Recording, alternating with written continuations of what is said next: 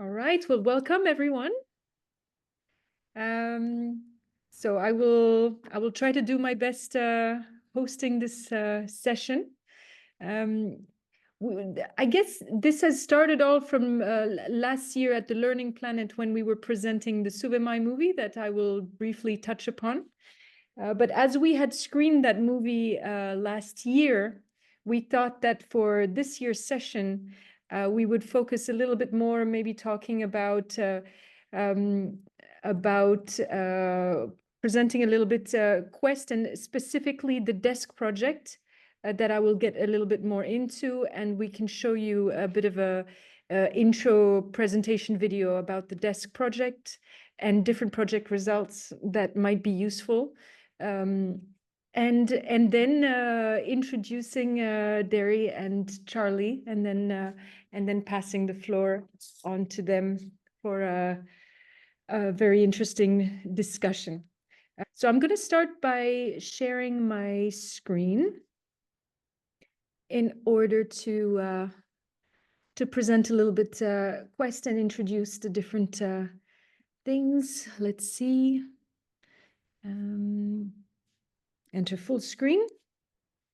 Right, is that sharing correctly? Fantastic. Okay, so just a few words about Quest. So Quest, we are an organization. We started out as a forest school in 2017, and then we shifted into a democratic school, and then a few years later we turned into a European network organization in order to support other schools and to focus more on research projects and also on doing some policy work, as we understood we could have a greater impact by working that way. We have a team of young, motivated individuals here based in Brussels. And so Quest stands for Quality Education in Europe for Sustainable Social Transformation. We have about 80 members. Our mission is connecting European educational organizations to promote children agency and rights via democratic, inclusive and sustainable education. We focus on 3 pillars: democratic education, inclusive education, and sustainable education. Our strategy: advocating, connecting, and doing project-based research. I'm just going to skip through because what I would like to talk about more is what comes after. We do quite a number of European-funded research projects, and we have about 12 running right now. But the most important one that I would like to talk about today is the DESK project. The DESK project, which stands for Democratic Education in Schools, is quite a large European-funded project. So the first European-funded project for supporting democratic education. And so what the project is about is having in 5 countries, each time, 1 democratic school and 1 public school. And what the project is trying to achieve is to create a dialogue, a bridge between public schools and democratic schools in order to support democratic schools in gaining legitimacy, but also in being able to see with public schools where they are at on the scale of democratic education and practices, and to be able to see then how we can shift their practices on a scale so that they can move slowly towards integrating more democratic practices in their programs, in their classrooms. So this is quite a large project, a 3-year project, and with a number of project results that are quite interesting and that are all for free and that you can find on the Quest website. And one of the main project results is a free training in democratic educations for teachers. And so what I'm going to do is just screen a video. And I think now Sarah is going to take over the screen in order to, so I'm going to stop sharing. And then, just a second. yeah. And the first. And on there, you're going to see the main project partners from this project speaking, starting with Martina, which is the coordinator at Quest. If they can just confirm. Yes, I can see your screen, Sarah. And you can large screen.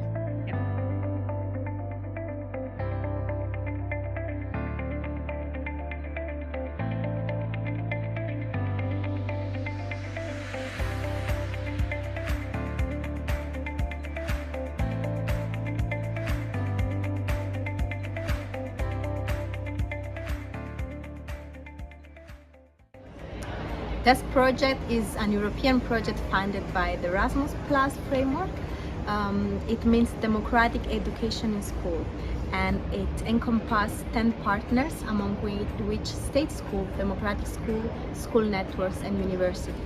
The objective is to bring the European framework of life competences and citizenship competence into action in school by empowering teachers with a new methodology taken by the democratic education approach, meaning that we look at self-directed learning and shared management of the schools in order to be able to equip students with the skill needed in the 21st century's challenges.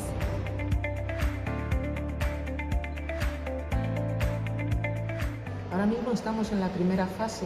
En esta fase detectamos las necesidades de formación que tiene el profesorado sobre precisamente los valores democráticos en la escuela.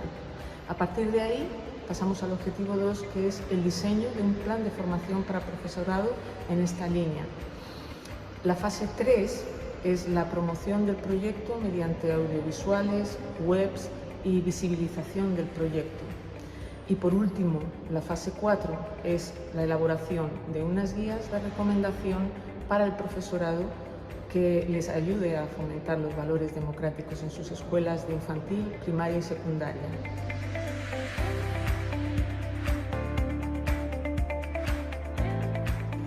This desk project is an incredible opportunity because we are getting support by the European Union to find really an area of intersection between public education and democratic education. And today, everybody can recognize that a huge change is needed in the education system in order to face the 21st century challenges.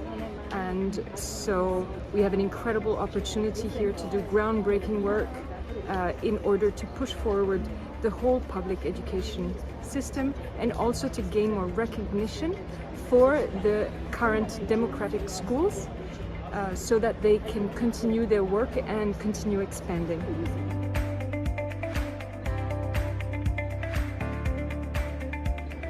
To be a democratic school, it means to provide the space for children to explore themselves, to get to know themselves, to get to know their strengths, their talents, their limitations, and to provide the support that is needed for them to develop their fullest potential, to learn to make choices, to take decisions, to deal with freedom and to take responsibility for their life.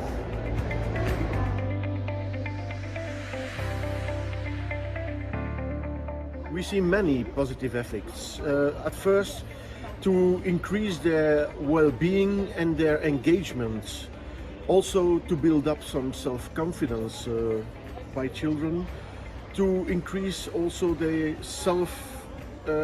processing in their taking their process in their own hands, to let them participate to processes to make decisions and to increase competences in that way, also socio-emotional competence. I think we will get less resistance and so a greater support by involving everyone in that process. It will make us also to learn the talents from each other and to engage those talents at the right moments. And we see it also as a fact to get to the targets that we have to get in state school.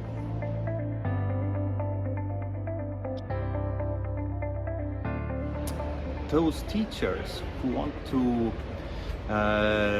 initiate democratic approach in their schools, in their everyday work, I would recommend, for one thing, to listen to their students, to be interested what they are interested in, and practice circles where everybody can talk safely and express their interests, their needs, and joys and worries. And one thing I would recommend once more, is that to step down from the chair of authority and be more equal with the students, to investigate in different subjects as equal and as a partner, not as an authority, because that gives a lot of space and openness, and you might even learn yourself something that you didn't know.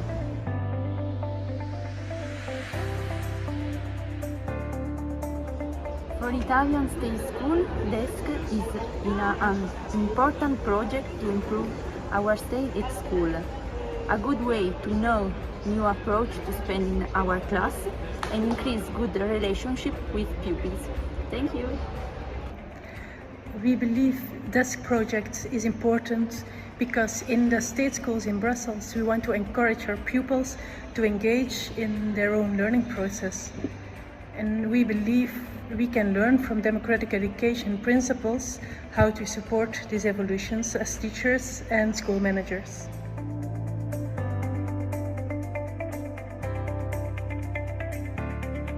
Y bueno, y le voy a contestar que es una escuela donde los niños pueden escoger lo que quieran estudiar, una escuela que vive adentro de la naturaleza y donde maestros y estudiantes están en el mismo nivel, donde no está una jerarquía y donde para todos la maestra es la naturaleza y vamos aprendiendo desde ella. Nosotros no creemos de saber lo que es mejor para los niños y creemos que expresar la unicidad de cada uno de nosotros es la esencia de la educación. Intentamos de hacerlo nosotros como maestros y los niños, de ayudar a los niños a hacerlo. Y nada, eso es.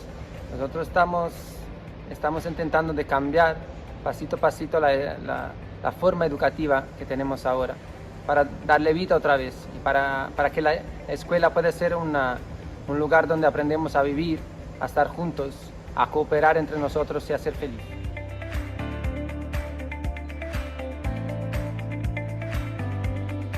Is a school in the beach possible? Yes, it is, and it's necessary, because children need nature for a healthy development. So let's take children back to nature.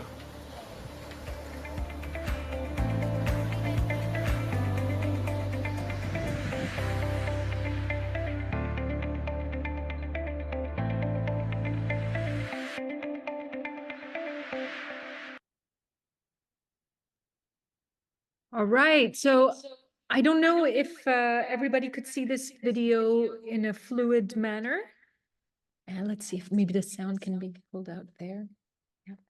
And one second, yeah. No. Okay. Charlie, you were advising that we put also the 3-minute little video presenting specifically the training produced by DESC. Is that what do you think? I would suggest that we can do this later. You are muted. After. No, I'm not. No, now you're good. Yeah, sorry. We could do that in the end, perhaps before getting into the conversation, as a provocation. Yes. So I'm just gonna continue just 2 more minutes on the presentation. So with the desk project, while we were in the process, we wanted to visit a few schools where there were really interesting things happening. And so Martina, the coordinator at Quest, and myself, we set out to travel to Tallinn, to Estonia, because we had heard about the Suvemäe school within a school, and we just had to go see how it was happening, how they were managing, how within a public school, how were they managing to have a kind of a school within a school that was functioning fully democratically. And so we just went there to do a few interviews. And when we sat down, Charlie said, okay, look, you can have a room, and anybody that wants to come and speak to you, any of the students can just come and spend some time with you. And as soon as the first student came in, we understood we had to film. So we weren't prepared at all. And so we just pulled out our handphones and we started recording. And then for 2 days, there was we basically held all these different interviews and we recorded, and one thing led to the other, and we turned it into a little movie that we screened at the Learning Planet last year. So we didn't we decided not to screen it again this year, but we're going to put the link in the chat. So for anybody who hasn't seen it yet, it's a great video to watch. Yep, and perfect. So the link now should be in the chat. I really encourage you. There's Derry is interviewed in this movie, so you will see a lot of him in there, a lot of Charlie also, and especially a lot of the students talking and covering a wide range of questions that you might have. And also, interestingly, in the movie, we got a chance to interview the headmaster of the school, and so it's very interesting to get a little bit of both sides of how they were trying to balance things in order to make this work, and also to fulfill state requirements within Estonia. And Darian and Charlie can say a little bit more right after. But just before I pass the floor, I just want to mention also just 1 or 2 extra things. Within the DESK project, and it's not part of the DESK project, but this is something we did additionally, we got together 50 practical tools that teachers can implement in their classrooms in order to add to their toolkit of democratic practices. And so this also, we're going to put a link in the chat because it can be a really cool, practical, good practices collection.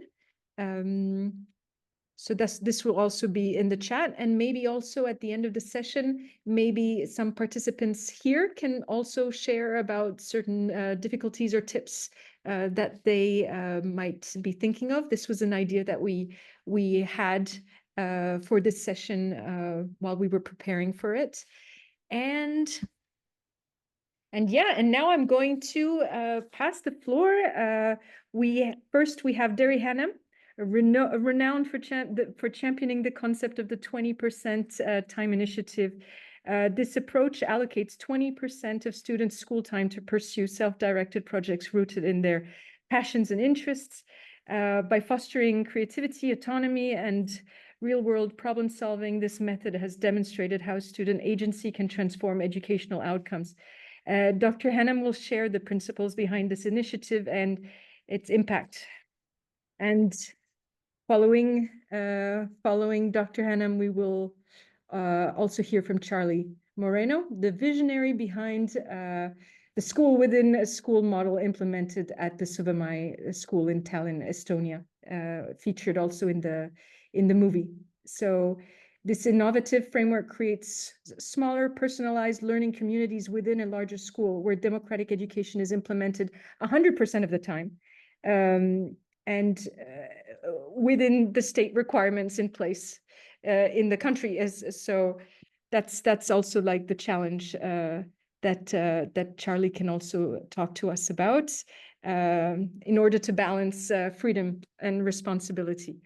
So I will pass the floor to Derry. Okay, excuse me. I've got a bad throat, and if you're lucky, I'll run out of steam quite quickly, and you can go and have lunch. Thanks for that, Mia. Okay, so I'm Derry Hannam. I spent 20 years in 3 state secondary schools in England, creating what I could call Summerhill-inspired, self-directed learning spaces in democratic and rights-respecting contexts. My book tells the story of the first of these. Whoops. 2 years in a Buckinghamshire secondary modern school where kids were labelled as failures at the age of 11. I've put my email in the chat, and if anyone would like a PDF of the book, just email me and I'll send it to you. I thought I'd be fired as I binned most of the prescribed subject curriculum and let the kids choose what they wanted to learn about in the 40% of curriculum time that I was responsible for. I wasn't fired. I was promoted and put in charge of a team of 7 teachers and all the 7 classes of the age group as they moved up a grade.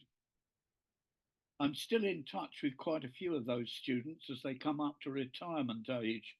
They all remember those 2 years. 2 have written a chapter in the book.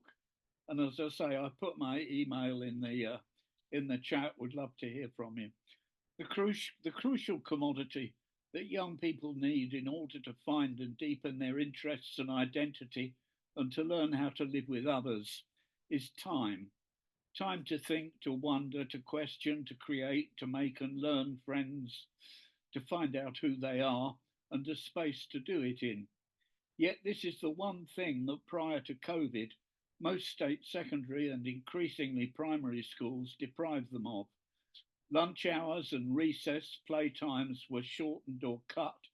The encroachment into their free time was not just during the school day, but also at home, in the evenings and at weekends, with relentless homework and test examination revision. Even during COVID and during school lockdowns, many schools aimed to teach online on a full school day basis. The tasks set were often conventional schoolwork and teacher talk from the screen instead of from the whiteboard, followed by a conventional test. Some parents were expecting and requiring this, but a growing number were not. Young people missed their friends during the pandemic lockdown, but many did not miss lessons where they had no choice, no control or agency, and no consent in their learning. Many parents struggled to present this curriculum to their children at home. Research into Canadian parents' attitudes to school curriculum since COVID showed that 73% thought that much more attention should be given to the interests of the students when the schools reopened. Danish parents found that since the exams and mandatory learning goals are abandoned for now, teachers report feeling more playful with students. They're working with co-creation and involving students in making decisions more than before. There's more quality time spent between teachers and students, resulting in better relationships and increased student well-being. So the emphasis switched from teaching to learning, from prescribed content to inquiry, and freed from the pressure of examination preparation, a change in the quality of student-teacher relations to include more student participation and creativity. What an opportunity this provided to do things differently when the schools reopened for all students. But it hasn't happened in my country. We're too busy catching up with lost, largely boring and meaningless curriculum. Self-determination theory demonstrates an association between mental health and well-being and the student agency and autonomy provided by participation in decisions about their own learning and in belonging to a community of learners as their competencies develop. Time and space for self-directed and self-exploring learning around the interests, concerns, questions, enthusiasms, passions, talents, and purposes of the young people themselves. Jerome Bruner spoke of the 3 C's of childhood, that children are naturally curious, collaborative, and need to feel competent, adding with the late Ken Robinson that they're naturally creative. It's perfectly possible to have a school system where vision and implementation are aligned, where academic attainment does not create the pressure, anxiety, loss of well-being, and threat to mental health that we're witnessing in England, with our national tragedy of the planned failure of a third of our young people in our high stakes GCSE examination after 11 years of compulsory schooling and being told that the purpose of life is high grades. We've designed the thing to fail a third of the kids. It is, as I say, a national tragedy and has an awful effect on the self-confidence of young people.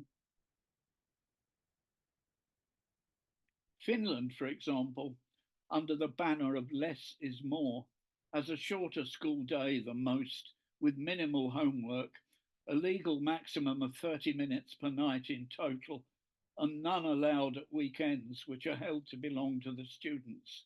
No high-stakes national tests until the final year of high school. And despite this apparently more relaxed approach to schooling, academic performance is higher on average in Finland than in most European and North American school systems. Some English secondary schools have what are called activities weeks at the end of summer term when examinations are finished and the serious stuff is out of the way. A wide variety of off-curriculum activities occur, including students, parents, and community groups, often offered to mixed age groups. The variety and enthusiasm generated can be impressive. School and community turn on to each other. Relationships can be transformed by this exercise in democratic citizenship. Students previously disengaged from school can change their attitudes both to school and to themselves as learners as entirely new opportunities for choice and engagement emerge. In the rural Derbyshire school where I was community vice principal, a community newspaper co-edited by adults and students emerged, which 30 years later has just published its 200th edition. A community orchestra began with 80 players aged 8 to 80 that's still performing.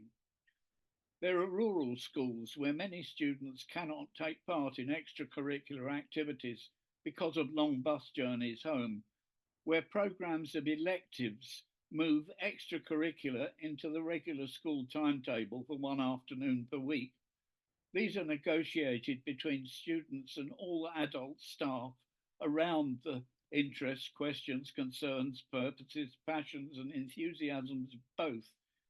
In one school where I was an inspector, close to a famous motor racing circuit, and with the assistance of some parents, a mixed age and mixed gender group actually built a working racing car, which they terrified local people by driving round the school field, as this was an elective project.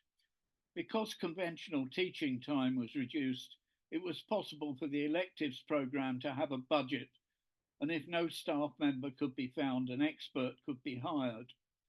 One parent told me that their children would get off their deathbeds to get to school on electives day. Interestingly, this school had very few exclusions for bad behaviour, high levels of attendance, especially on electives afternoon on Wednesdays, and better than expected examination results with schools compared to schools in similar socioeconomic circumstances.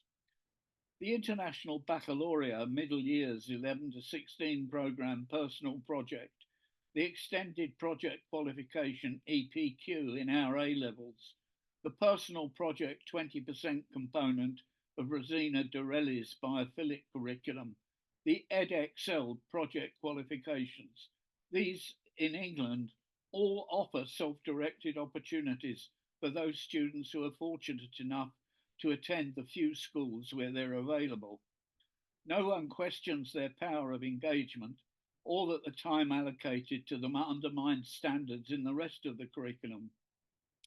As Kate Longworth of Gaia Learning, which celebrates personalised curriculum, creates personalised curriculum for neurodiverse learners, she says, the simple idea is that when learners engage with what they're passionate about, motivation and focus increase. And when that happens, there's more success and, of course, enhanced well-being. In Germany now, there are more than 300 state secondary schools in the Schule im Aufbruch program, led by Berlin head teacher Margret Rasfeld, where Fridays are indeed Freitags, giving students the opportunity to have a free day to devise studies of their own choice around the UN's Sustainable Development Goals, 1 day a week, 20% of curriculum time. So I'm getting to the point. Thank God for that, I hear you say. Okay, the 20% no-brainer proposal. Here it comes. I call it a no-brainer proposal because when I suggest it to groups of people, they say that's a no-brainer. So I say, well, why the hell doesn't it happen if it's such a no-brainer? Anyway, here it comes.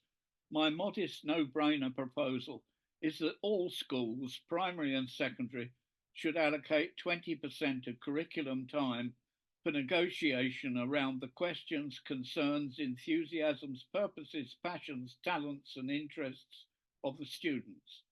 Time for individual or collaborative self-directed learning. In schools where the learning has been very largely adult-directed, self-directed 20% time would need to be introduced with careful preparation to ensure that vision and implementation were aligned. Students could be organised into small tutorial groups for support and monitoring, as practiced at the Self-Managed Learning College in Brighton, or the idea of crew, as practiced at the XP State Schools in Doncaster. Teachers with research experience could be joined by academics from local universities to provide support, especially in the case of floundering paralysis or panic in those possibly neurodiverse students who might suffer anxiety and uncertainty at the new responsibility and opportunity offered to them. This support, of course, should not threaten student ownership of their projects. Flourishing, thriving, and agency, not coercion, would be the key drivers. The introduction of 20% time would fit nicely into schools that are developing digital learner profiles, along with some cross-curricular teacher-led project-based learning, perhaps using the universal framework of essential skills that's being developed. Of course, some students might choose to use their 20% time to extend and deepen their learning in a mainstream subject, though any sign of parental competitive pressure would need to be carefully monitored and resisted, as they found at the Sudbury Valley School when they offered a curriculum. Some parents insisted that their kids chose the math option, for example. So at Sudbury Valley, they've abolished curriculum altogether unless it's something requested by the kids. It's very interesting, and I've spent a fortnight at Sudbury Valley School, though I would hesitate to suggest that. My 20% proposal sounds much more reasonable to me. And as I say, I'm continually told that it's a no-brainer.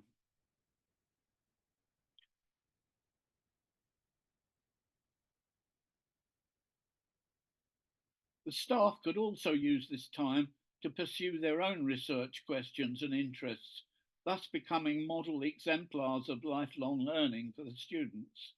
Sometimes the students themselves can be facilitators for other students. A teacher recently wrote in my Union magazine about how much more her students knew about climate change than she did, and she was a science teacher. Her kids have so much to learn from each other. When I introduced my self-directed education and self-directed opportunities into my first school that I wrote the book about, the one pressure that I applied to the kids was, look, if you found this incredibly interesting, the history of wedding dresses, for example, if you found it absolutely fascinating, please be prepared to tell the rest of us about it, because we may not have heard of it or thought about it, and we might find it absolutely fascinating too. I remember one kid who rang bells in his church, you know, pulling on the ropes, making the bells ring. Um, he thought nobody else would be interested. In fact, the whole class was incredibly interested, and we took a busload of kids one Sunday morning to hear him and his colleagues actually ringing the bells in the local church. You never know what kids are going to find interesting. And if other kids have found it interesting, you're off to a good start. Anyway, the negotiation process itself would be very educational. The motivation and morale of adults and students will rise. The morale of students in England is a terrible state at present. We've got 170,000 students to subscribe to a Facebook. How the hell do I get out of teaching and get my life going again? 170,000. We've only got 250,000 teachers in the whole country. The low morale is awful. And I'm sure this 20% idea, well, these are the people who say to me, it's a no-brainer. This is what I came into teaching to do, and I'm not allowed to do. Anyway, I'm arguing that attendance and results will improve. Exclusions will decline because there's less antisocial behaviour, none at all in some of the schools I visited. Students will learn how to take responsibility for at least part of their own learning and learn how to manage at least part of their own time. Most crucial, if they're to deal with the changes, opportunities and uncertainties that the fourth industrial revolution and AI and climate change are already presenting us with.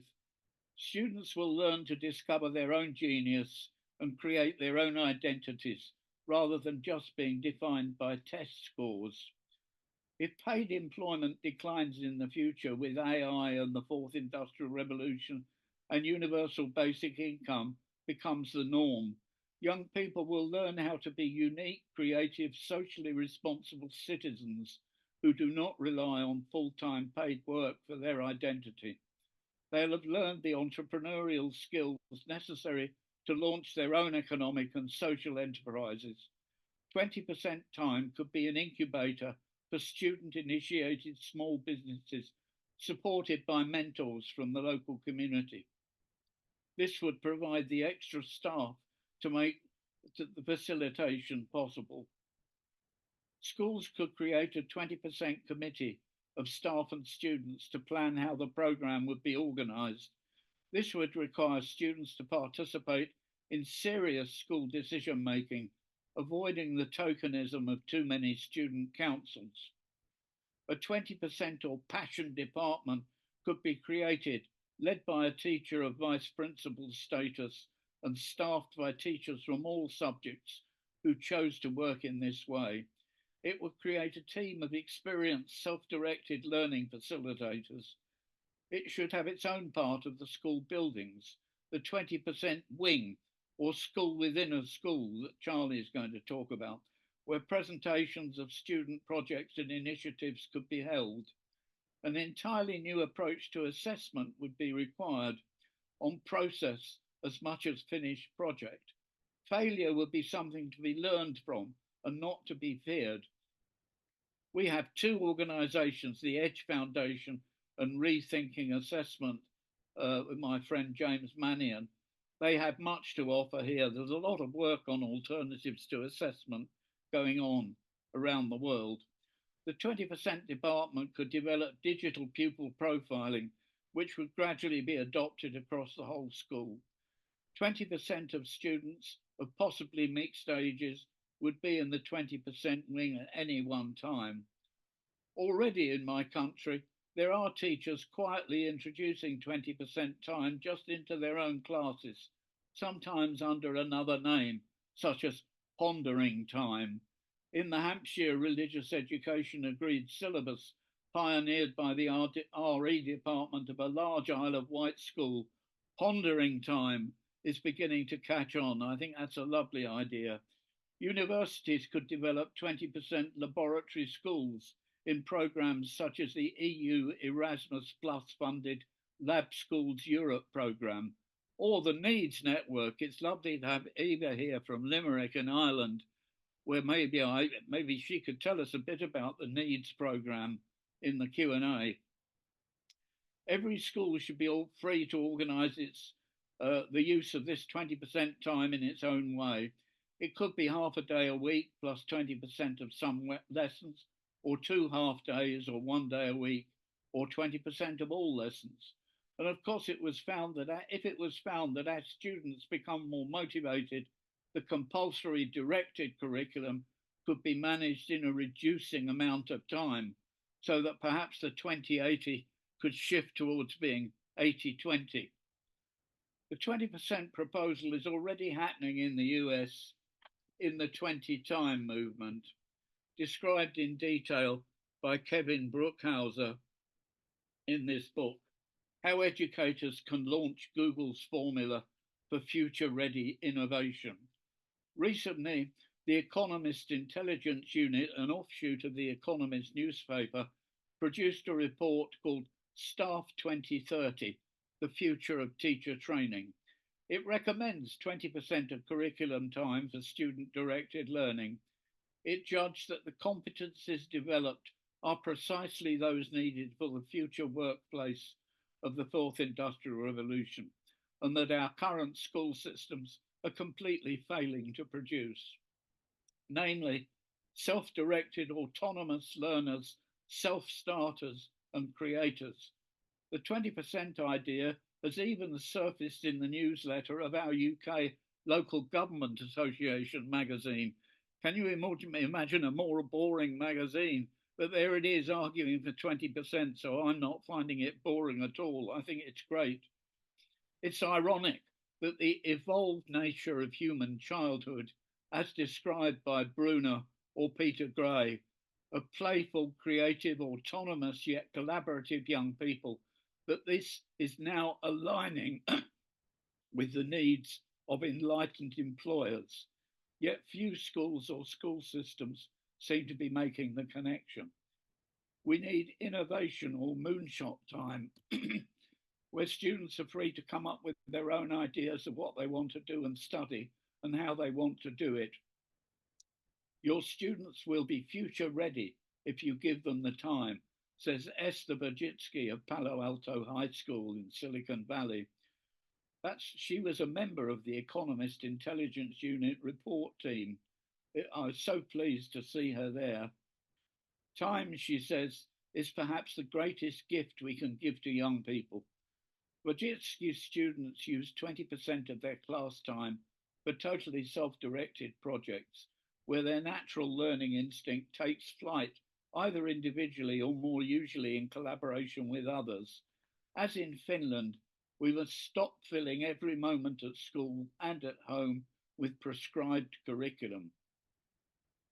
Companies such as the conglomerate Semco in Brazil and sponsor of the Lumiere schools, or the Scott Bader Commonwealth Paint Company in the UK, or 3M or Target in the US, all these corporations use company training programs to encourage employees to widen and deepen their learning by following their own personal passions and interest in a percentage of paid work time.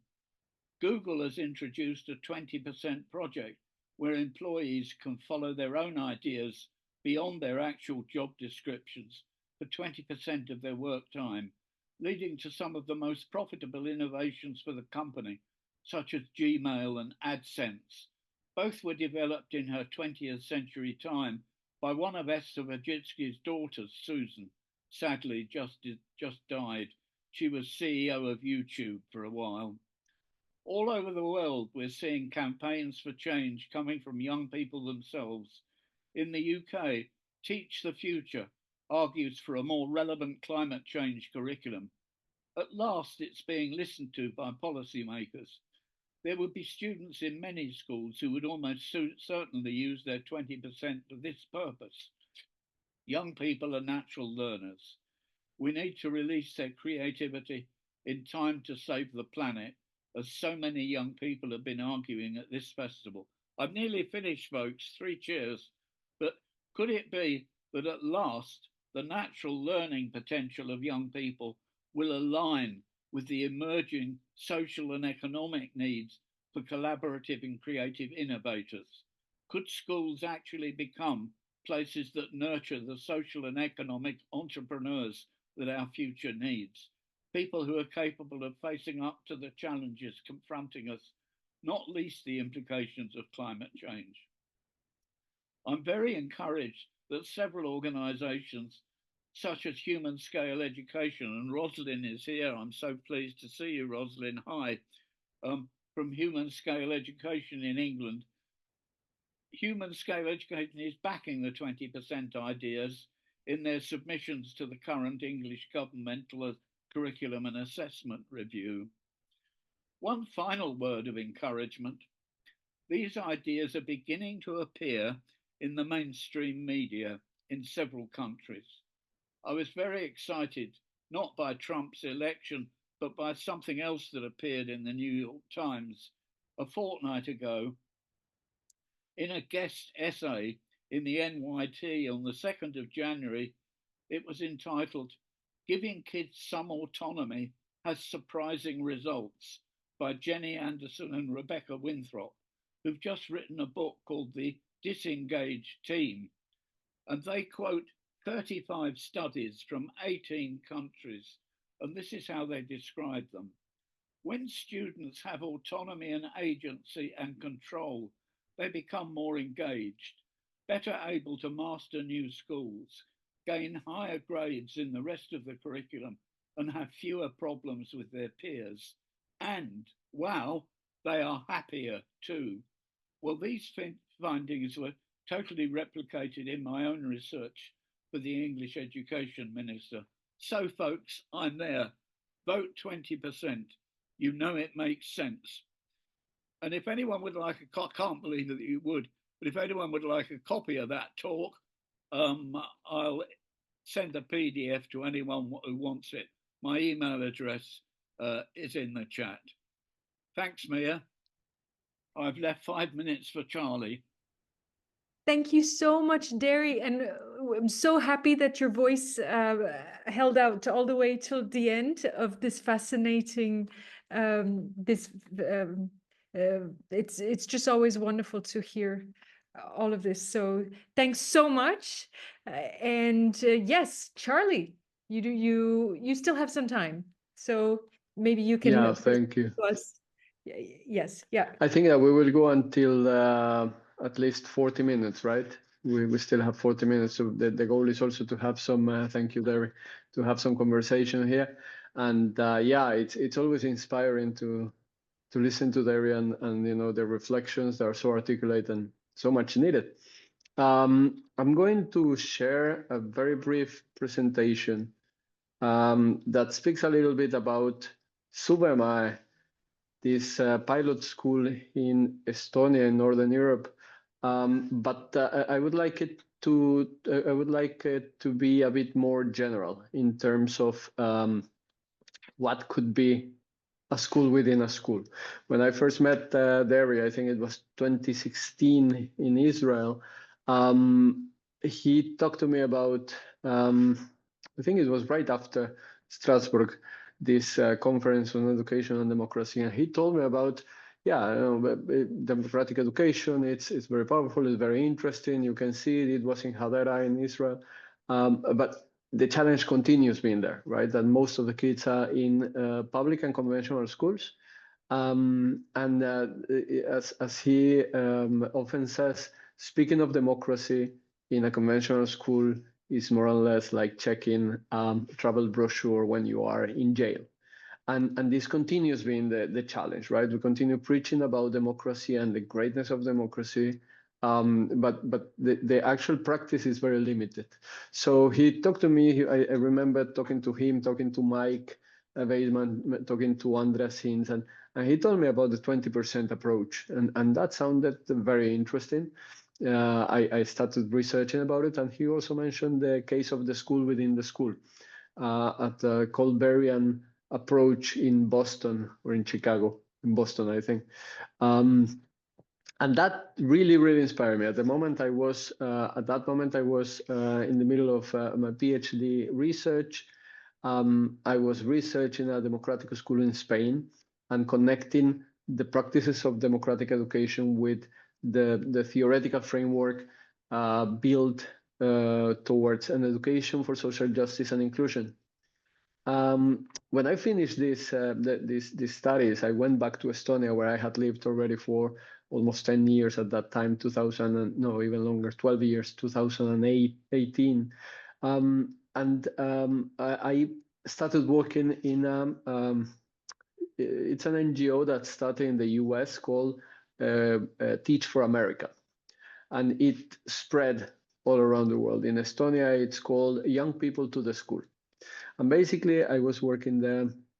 I worked there for 3 months, I have to accept, and there were philosophical, pedagogical discrepancies in between us with the people who were managing this project. Basically, they were recruiting young professionals who had never been teachers, and for a period of 2 years, they were training them to become school teachers and to fill the gaps, the shortage of teachers in Estonia particularly. So I got to this organization as a training manager. And immediately I started seeing, the difficulties. I was speaking with graduates of this program, of people who had been there at least for 2 years, and they were sharing the frustration because they were talking about democracy, they were talking about inclusion in the universities, but they were getting into the schools, into very structured, very rigid structures, and they couldn't find actually room to implement more democratic, innovative approaches to education. And this inspired me to bet on the second option that Derry shared with me, the school within a school. So I started gathering, just organizing tea-taking meetings in different places, and I met 2 families. Both of the kids have been diagnosed with ADHD. And they were at brink of being medicated, and they didn't want that for the kids. So they were looking for something that was different, and they wanted to support this kind of alternative. So with them, we met a couple of school leaders, and finally we managed to design a plan to open a democratic education branch within a public school, where Mia and Martina visited us. I think it was in 2023. And I have to say, well, if you haven't watched this video, I very much invite you, because for us, it was also the opportunity to reflect about our work from a different perspective. We were immersed in the day-to-day challenges. And then when we started recognizing the narratives of the kids, what they were telling us about this space, how they were feeling, how they were building the self-esteem again, this value, this worth to their lives, that was truly inspiring, and for us was very much needed. So this is a bit the story of Suvemäe, and how not the particularities, but how it managed to create a space in which young people could explore also their interests within the public state schooling. And I would like to, first of all, share with you these reflections. Let's say that we are jumping to the conclusions. But I would like to keep this in mind. Throughout my research, I came in contact with different approaches. From the Israeli democratic schools to Summerhill to Sudbury Valley School. And I realized that democratic education as an umbrella concept needs to accommodate also to the local conditions. It is the local community, the one that is shaping these kind of processes. Within the context of a post-Soviet country in Northern Europe, with a very conservative tradition of schooling, we started building on that and started gaining terrain little by little on how we could do things. The requirements to start this kind of approach for us was autonomy. That's super important, to be able to make decisions, to rearrange spaces, to also consider with young people how different kinds of learnings could happen. But super important, actually the order might be the other way around. First of all, I would mention slow time. And this is something that we don't have in our conventional schools. I don't call them normal schools because, in my opinion, there is nothing normal about separating kids by age, organizing their days, the authority of an adult all the time. I feel they are based on conventions. That's why I call it conventional. We have very little time. It's all the time like a rush. And when we want to build these approaches that privilege, facilitate youth participation through school meetings, for instance, we need slow time. So this was a requirement that we were going to allocate, to organize a timetable with young people in a way that we could have enough time to discuss what was happening in the school, or how we wanted to solve conflicts, or how we wanted to reorganize the spaces, or what kind of learning experiences we wanted to have. At the same time, having this autonomy didn't mean that it's ridiculous, and I would say even ironic, that whenever we speak about democracy and we put together these two words, democratic school, democratic education, people are thinking most of the times of anarchy, of let the kids do whatever they want to do. Whereas in reality, a democracy involves responsibilities and freedoms, right? And then needs to be a balance. So some of those responsibilities we just couldn't hide from, and this had to do specifically with academic requirements. Both the school leaders, the main school leader, the main house leaders, but also parents were concerned. They wanted to understand, okay, I support democracy, but fear is always behind.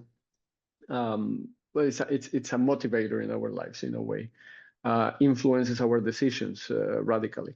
And they wanted to understand whether the kids would have at least this minimum that was required for the state exam. So we needed to come to a certain degree of flexibility to find different kind of possibilities of solutions, but also compromises. And the moment when this started to work was the moment when we adults stopped taking responsibility for the academic requirements and share with young people, this exists with our students. This exists, but it exists because there is a big amount of trust, and there are these requirements that we need to address. If we don't deal with those requirements, this space wouldn't exist. So, very openly, we ask the kids in the very first meetings, we need your help. Without you, this cannot exist. So that shifted a bit, not a bit, I would say that a lot. The attitude, the whole commitment that kids were displaying, were building towards this learning environment that was so different. So when we started doing this, we started envisioning different possibilities. And the possibilities for youth participation. We also were following Landis student voice model, in which there is a space, there is a voice, there is the audience, and there is an influence. So it's not cosmetical, but actually it intends to bring the ideas, concerns, interests of young people to action. And we started doing this through the school meetings. Later on, speaking with John O'Reilly, who's here. Thank you, John. We realized that we needed to get more into the basis of negotiated curriculum. What does that mean? What are the possibilities? And then there was a lot of work on trying to get this message across beyond the school and across society, across different sectors in society. Perhaps we could have done more on that field, but the pilot school still exists. I'm not anymore working with the school. Last summer, I decided to take a sabbatical, so I stepped down as head of studies, and then I am in different projects, but following the school. My child, she's 14, she is in the school, and I'm very glad that the school continues, and it's an example of possibilities within the state system.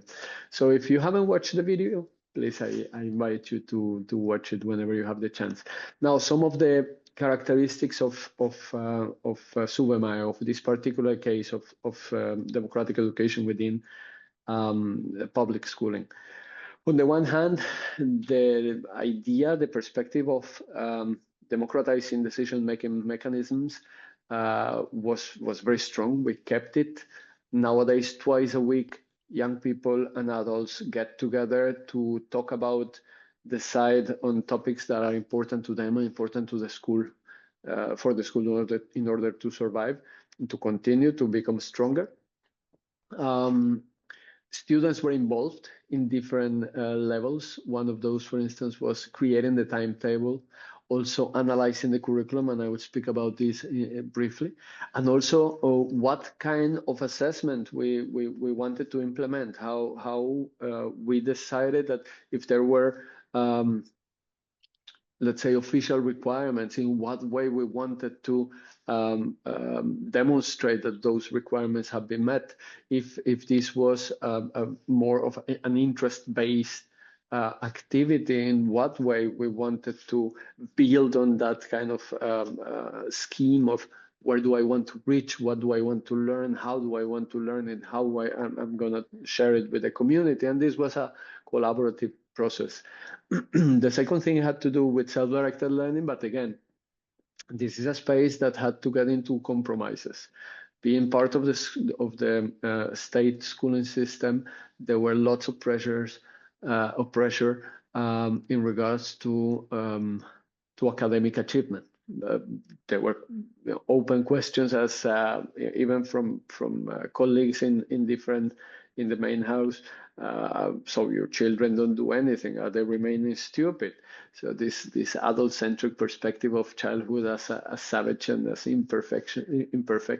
So we had to deal with those requirements. Our kids in Estonia, they are assessed in mathematics, Estonian, and sciences in the 6th and 9th class, in the 3rd class as well, but 6th, 9th class.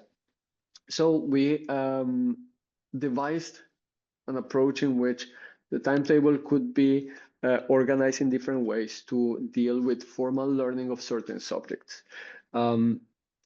Obviously, abandoning coercion, abandoning the pressure of exams or excessive homework. Most of the homework is done in the school with the kids together, different age groups, they get together and they help each other. So there were formal learning arrangements for mathematics, Estonian language, and the sciences. But even within those formal learning arrangements, meaning that in some cases there are lectures, it's the teacher teaching the lesson. There is a lot of room for young people to also propose to build together the assessment criteria, choose different kinds of topics and how to address those through experimentation, through visit to different kind of institutions, museums, inviting guests, and so on. The second possibility had to do with non-formal learning, and this dealt with other subjects which are in the state curriculum, the official curriculum of the Republic of Estonia, for instance, with languages or with social sciences. So we were focusing in languages, for instance. We were not grouping kids according to their age, but rather we had with the kids different kind of activities in order to grasp the actual level of language. And with them, then we started building different groups according to the skill and building the activities that were going to happen there. So this was co-created In some cases, kids would choose a language that we were not able to teach, like Korean, so they organized their own clubs, and we found people to visit them and to help them learn these languages. In some other cases, they were much more autonomous, using some sort of archaic at the moment AI. And in some cases, they were just, for instance, the kids with higher level of English, they were helping the kids with lower level of English. So you could see this age mix environment in which the support went beyond my circle of friends and started to build a real learning community. And then we had also informal learning arrangements in which the kids could build clubs of different sorts. The one that I told you about, Korean language and culture, existed for a long time.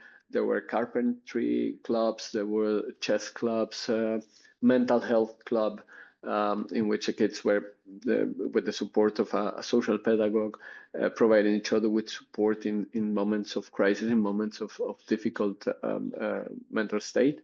So we had to get to compromises and to start devising the curriculum as some subjects that had to be covered in a more formal way in order to gain more space for ideas, possibilities that came from the kids themselves. So even history, for instance, it was interest-based. We had a major topic, they were focusing on different aspects of that topic. They were building together different narratives, in some cases enacting, in some cases creating rap songs about the death of an American president or this kind of stuff, but it came from them, from their own interests. As I mentioned, especially in the second and third learning arrangements, non-formal and informal, there was a lot of group mixing. There is a lot of communication. I feel that this is one of the biggest challenges that we are having when we address conventional schools and we want to influence the practice, is that nowadays, well, already for a long run, most of the cases, the people who are making educational laws are not psychologists, they are not pedagogues, they are not social pedagogues. Most of the cases, they are lawyers, engineers, business people. And they are thinking in terms of the economy, how to maximize resources. So the reason for these huge, massive schools with 1,000 students, it's not because they learn better, it's only an economic projection. For these kind of spaces, if we really want people to start living a democracy, we need spaces in which people stop being anonymous and they have a name, they have likes, they have dislikes, they have situations. And this is something that happily has happened in Suvemäe. Of course, it's a small space, it has 80 students. The projections, the calculations is that these kind of places could work well with 200 students, but definitely it's Hadera in Israel has 600 students. So it's very interesting to see how they have built on these dynamics, but it's very hard to start changing the school culture towards a more democratic solutions if we have this anonymity in the air. So age mixed groups, they're very interesting for the kids learning from each other, also developing caring attitudes, exploring different sorts of interests. So this is one of the characteristics. And also there is enough unplanned time, which is translated into free time and free play. The youngest kids that come to Suvemäe age, and there is also risk play, as you can see up there. The youngest kids that come to Suvemäe are 7-year-olds. They come to the first class, and they have around 65–70% of the time in the school is free non-directed play. And this is great because then they start exploring their own interests, they start trying different things, but also they get into conflicts. And when they get into conflicts, we have the chance, the opportunity to help them learn how to express themselves, how to understand the other perspective, develop empathy, how to also deal with the challenges that they are feeling. So the older the kids get, the more academic requirements they have, but at least 8th, 9th graders have around 20% of the time in the school as their own. Following a bit, there is a proposal of 20% for their own interests. So during that time, they come up with interesting, different, innovative solutions.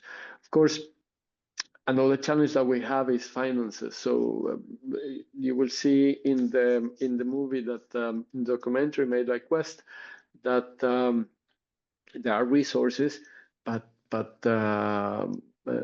several things are lacking, right? And this is a concern. It's been always under funded public school. But we have these possibilities whenever the weather is good in Estonia, which is like 2 months a year, that kids are playing outside, having fun, enjoying, but also exploring different sorts of things. In the back, after this picture was taken, there was around here. There is now a greenhouse. There is a compost. The kids are participating in all this. They are building stuff in the back of the house. They build a Zen garden.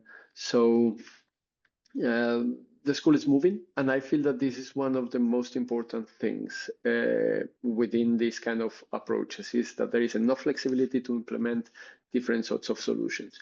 This is just a sample of the timetable. They have different kinds of groups. This was 2 years ago, but different kinds of groups, different kinds of activities. They can also choose at some points what they're doing, how they are doing, with whom. Some kids are going, they are done with the 3rd class mathematics, so they join different groups in order to, get different kind of challenges. And this is just a very short video of showing some creativity and how comfortable the kids are feeling in the school when we are listening to them, when we're involving them in decision making.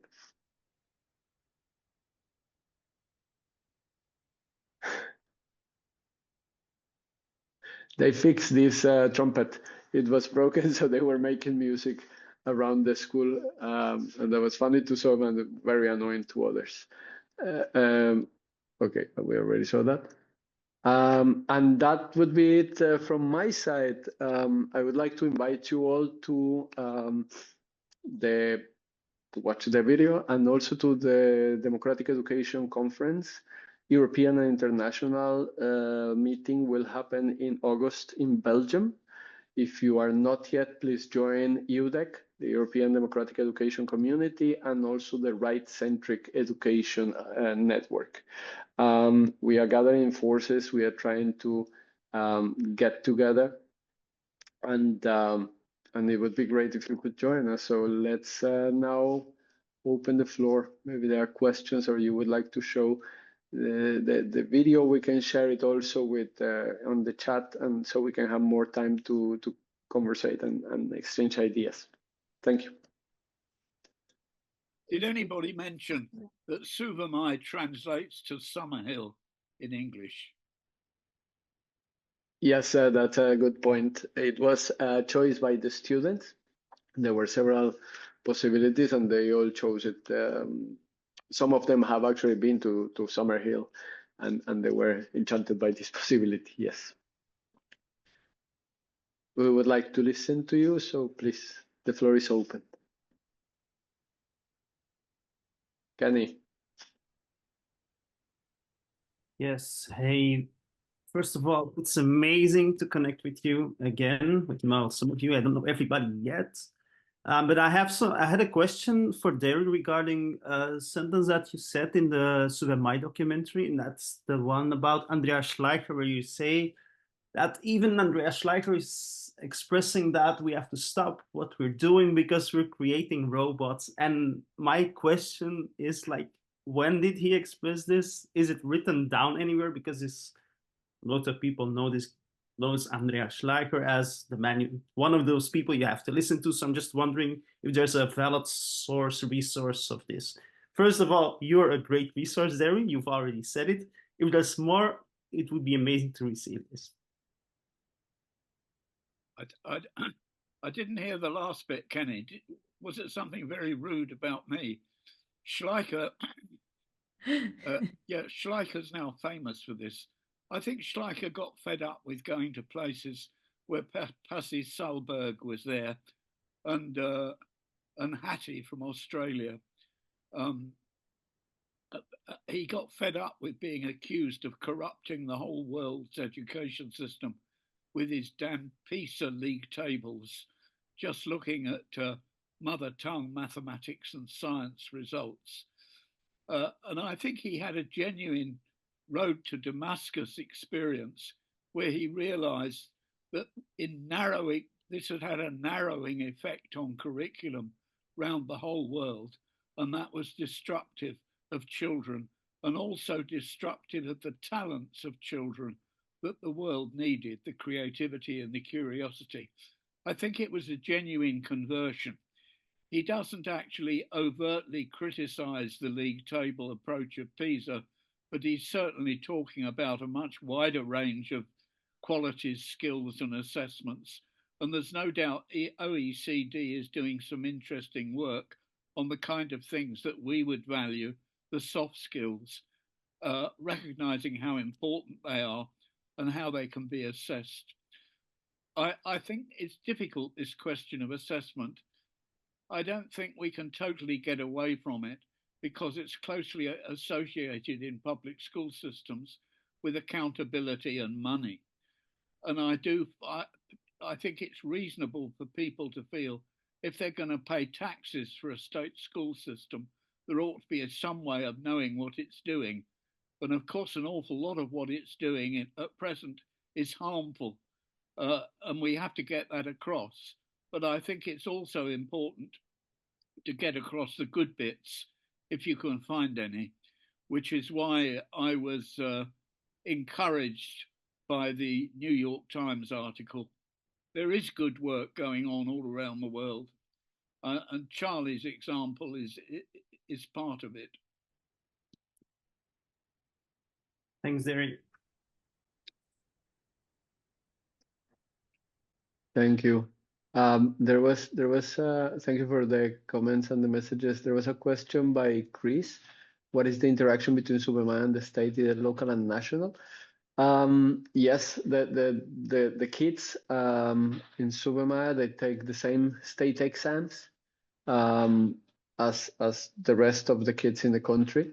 It's interesting to see that the results, even though they don't get as many hours, for instance, on mathematics, 4 hours a week, they get rather 3 or 2. The results are very similar. But what is different is the emotional shape, balance that the kids are finding. There is one of the reasons why I left was because I felt that my presence in the school was also affecting the way how Suvemäe was being accepted, or at least being taken into account. Me, as a foreigner in Estonia, was sometimes perceived as somebody who was criticizing the best education according to PISA, the best education in the world according to PISA, whereas I was trying to build an alternative. So there has been a little bit of skepticism, not a little bit, a lot of skepticism, and a bit of indifference from universities. There are privately, some university professors are very supportive. They like what they hear. They go and see, and they are surprised, and they are curious. But openly, they are not betting on it. So it's a bit mixed feeling. The response by the society, it's very positive. Families want to know more about it. The media has come to visit. There are some articles and some reports on the school. But still, I feel that in the case of Estonia, one of the worst things that could happen to educational change is the fact that they are getting the best results in PISA, which is also closely related to the decline in mental health in young people. Right? Estonia is also one of the countries that has the highest percentages of child and teenage self-harm and suicide. But of course, if we are going to speak about PISA, then the focus is only on PISA. Yes, Derry. I was at a conference in Washington of citizenship educators a year or two ago, and a friend of mine, Michael Arlo from Northern Ireland, got involved in a discussion about which country in the world has the biggest conflict. He claimed to be one of the leaders, and I think the same is going on with well-being now. When you said Estonia has one of the highest levels of young people's suicide, I was about to chip in, but England has the highest level of unhappiness in its young people. The situation is awful. And I think Schleicher realizes that in part he's been responsible for this, only in part, of course, that PISA has been harmful. Right now, English education ministers are trying to shut down home education and alternative provisions just at a time when we need them, because it's worried that lots of kids are just refusing to go to school. And they're claiming that England has one of the best education systems in the world because it scored highly in science and math in PISA. There's things it didn't say, like some of the lowest achieving schools didn't enter their figures into the results, so the data is corrupt. But the PISA scores are still being widely claimed as a justification for an awful lot of educational practices that we would think are just terrible and are actually responsible for the loss of well-being of young people. So I don't want to be facetious. I recognise the problems you've got in Estonia, but by God, we've got problems in England as well. I wonder if, while she's still here, Eva from Limerick would tell us a bit about the Needs project in Ireland, which is also attempting to introduce young people into the curriculum decision-making processes. It's very interesting. And something I've learned from their project is that concerns, the word concerns is really important.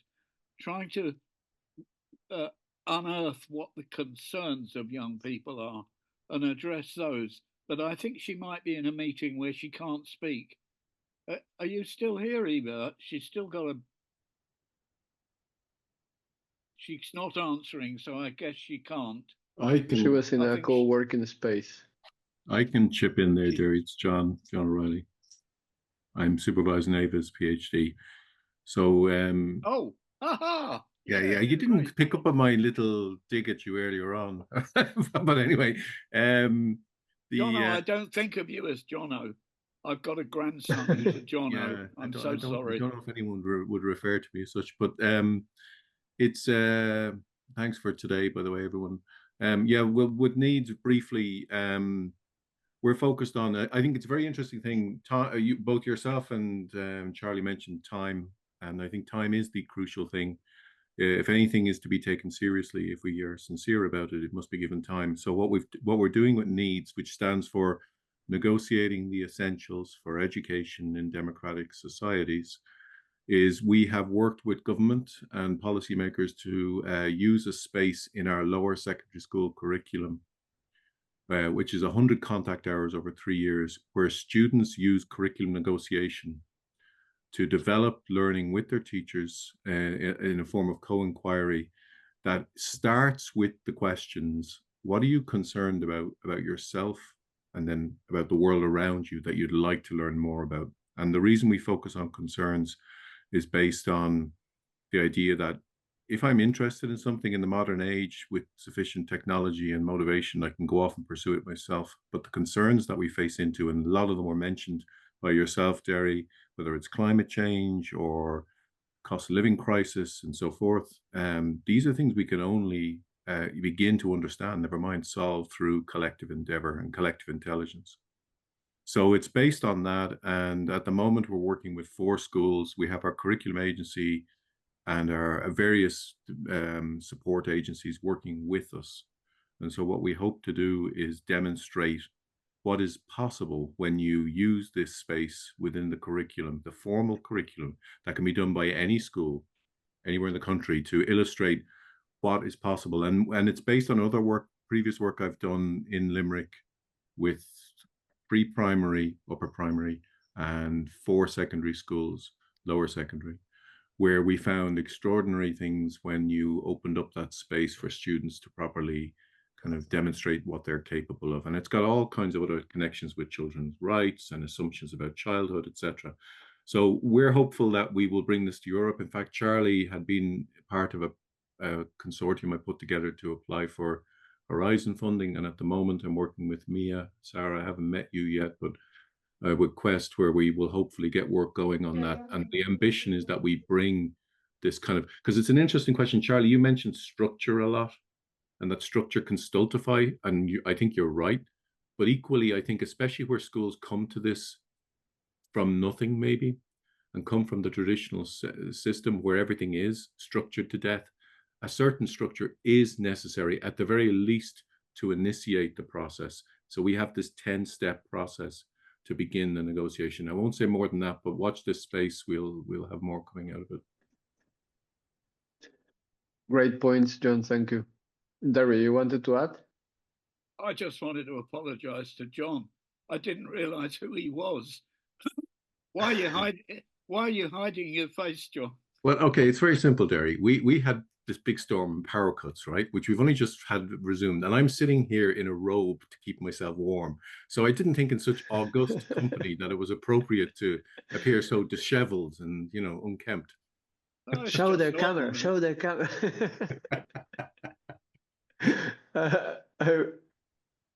Derry, you wanted to add something?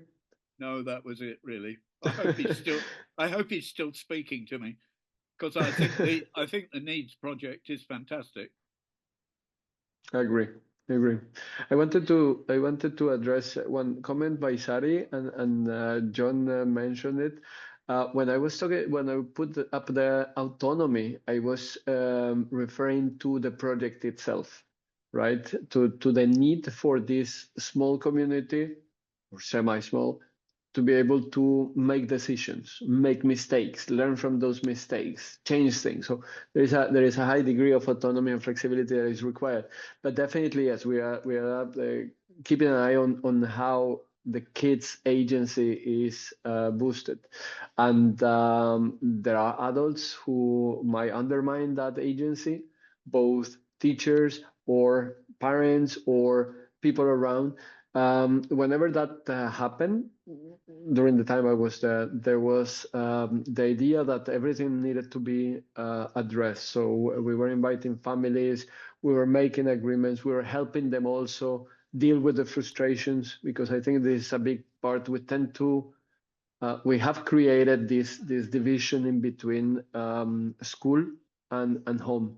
Right, and most of the cases, teachers are saying that kids are not taught anything meaningful or values at home, and home is complaining that school teachers are doing this or that wrong. And I feel that there is a lack of communication, especially of compassion, understanding that it is hard to accompany young people, especially nowadays.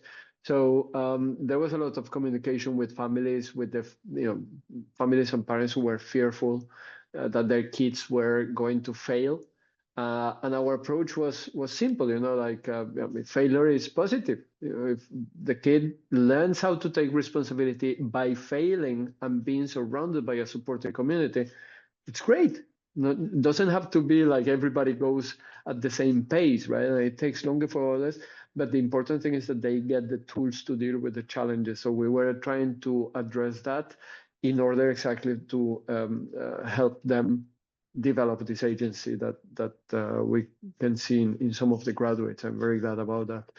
Very, very happy to see that. Fantastic. I see the time. It is 3:30. So 3:32. So we need to free everyone to continue the rest of the day. I'd like to thank everybody who was here and the speakers. It's always so nice to come together and to have these moments. Maybe take for those who want, take a last opportunity to scroll through the chat and copy the different links that were shared. Derry shared a few important links, also his email address if you would like to email him in order to get a PDF copy of his latest book. And we shared a few times the different links to different desk resources and also to the Suvemäe movie. Thanks everyone, and hope to see you all very soon at some point somewhere, and especially at the UDEC conference early August 2025 in Belgium.